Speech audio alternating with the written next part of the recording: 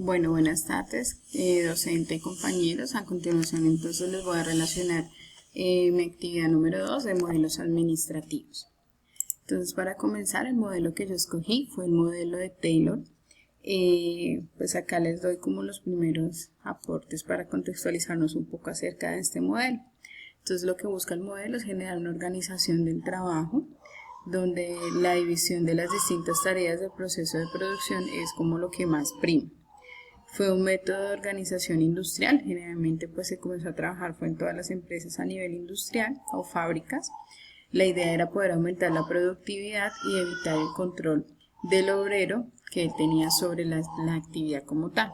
La idea entonces era no que él hiciera, digamos, que las actividades con su determinado tiempo, sino que ya se hizo un control de los tiempos y movimientos, mejorando la producción como tal, y pues todo eso está relacionado con la producción en cadena. Listo, entonces, ¿cuál es el contexto histórico y socioeconómico pues de la época donde surge este modelo? Hay que tener muy claro que este modelo comienza a salir o a surgir a través de la parte de la revolución industrial.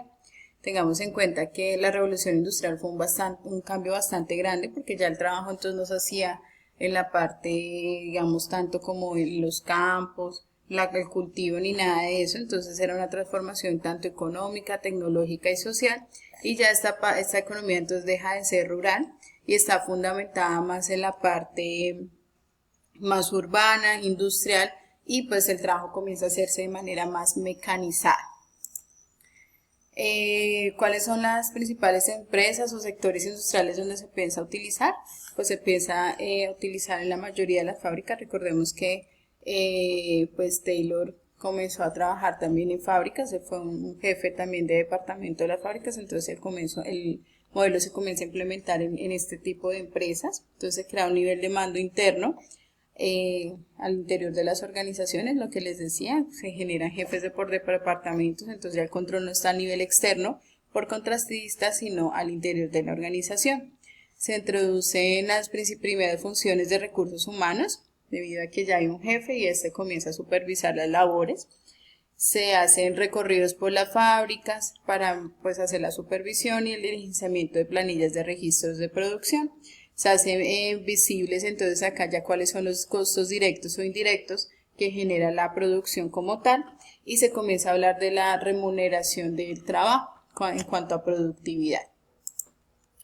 ¿Cuáles son los principales representantes de aportes específicos al modelo? Entonces acá pues yo lo que quise ver fue como quiénes fueron los que aportaron e influenciaron un poco a Taylor para organizar todo lo de su modelo. Entonces él tiene en cuenta una persona, o digamos que ellos también comenzaron a hablar desde antes que Taylor sobre el modelo, acerca el señor entonces Augusto de Colomb, de quién es el que determina la cantidad de trabajo realizado por salario.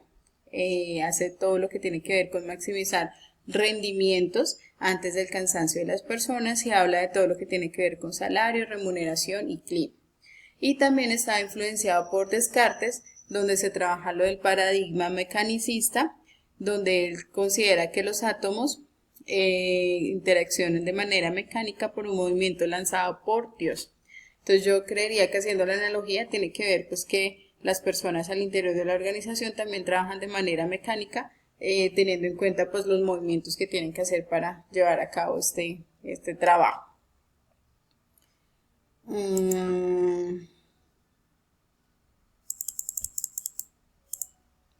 Ok, ¿cuáles son los elementos fundamentales del modelo? Entonces, primero entonces se habla que debe haber una planeación, entonces ya el trabajo no comienza a realizarse de manera a priori, sino que se sustituye el criterio individual, todo lo que tiene que ver con improvisación, y la parte comienza a trabajarse más como desde modelos científicos, y desde allí comienzan a hacer todo lo de la planeación del método.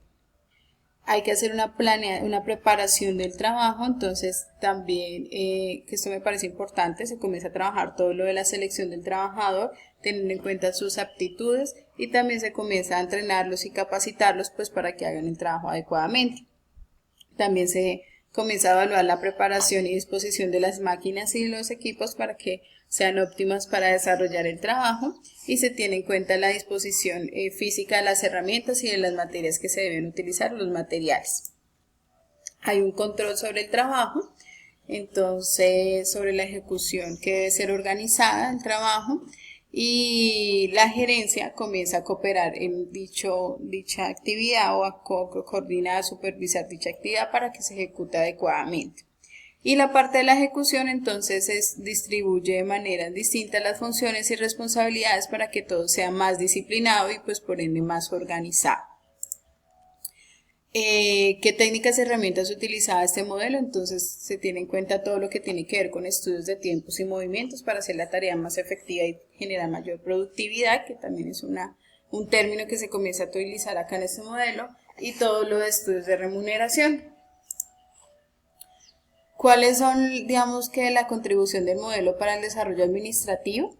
Entonces creo que es importante que comience a involucrar un poco más la dirección en todo lo que tiene que ver con la productividad, a generar un poco más de control, hacer las inspecciones, revisar cómo se está llevando a cabo el trabajo. Se comienza a hacer una planeación del trabajo, que es lo que hace la parte administrativa, entonces ya no solo se hace como el obrero piensa que se debe hacer, o a priori o de manera organizada, sino que ya es un trabajo totalmente planeado y pues se implementa un poco, digamos, de manera rústica todo lo de programa de capacitación y de selección de personal.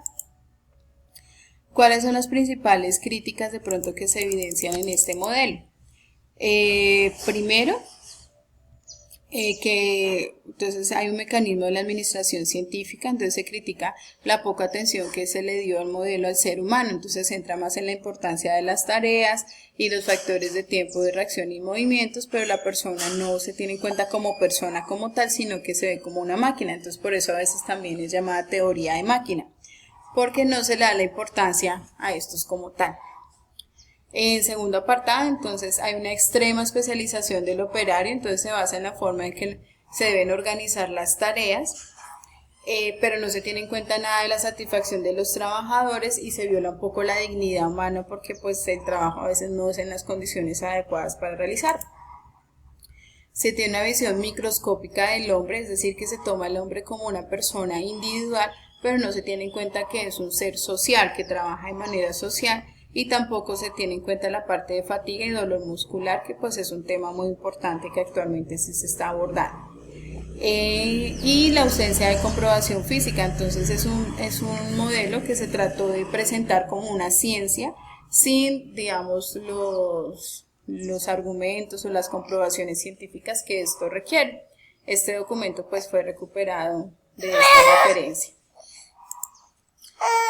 Bueno, acá por último entonces hablamos de las ventajas y de las debilidades que yo considero que debe tener que tiene este modelo. Entonces, ¿cuáles son las principales ventajas que veo que genera genera todo lo que tiene que ver con la organización del trabajo? También se hace la parte de estudios de tiempos y movimientos, que actualmente eso también se está utilizando en algunas empresas para hacer que de pronto el trabajo sea un poco más productivo y se evite retrocesos en la operación.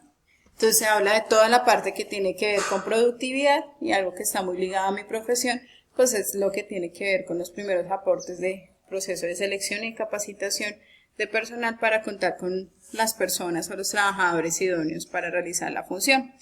¿Qué debilidades se ven? Entonces que no se tiene en cuenta cuál es la motivación o la satisfacción también del trabajador dentro de la compañía. Se trabaja con la persona de manera individual, no como ser social.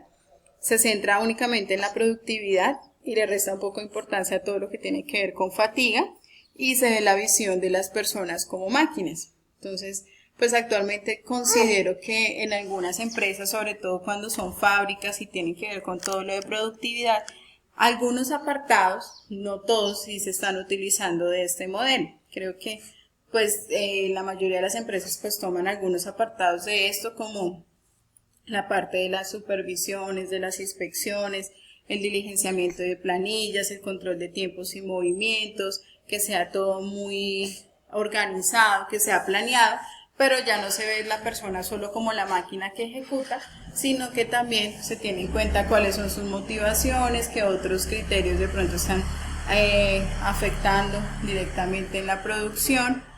Entonces creo que el modelo se utiliza actualmente, generalmente en las empresas que hacen producción en línea o fábricas que generan producción en masa, pero pues ya digamos que con los estudios y la tecnología actual, pues se ha mejorado el modelo y se tiene en cuenta ya a la persona como tal.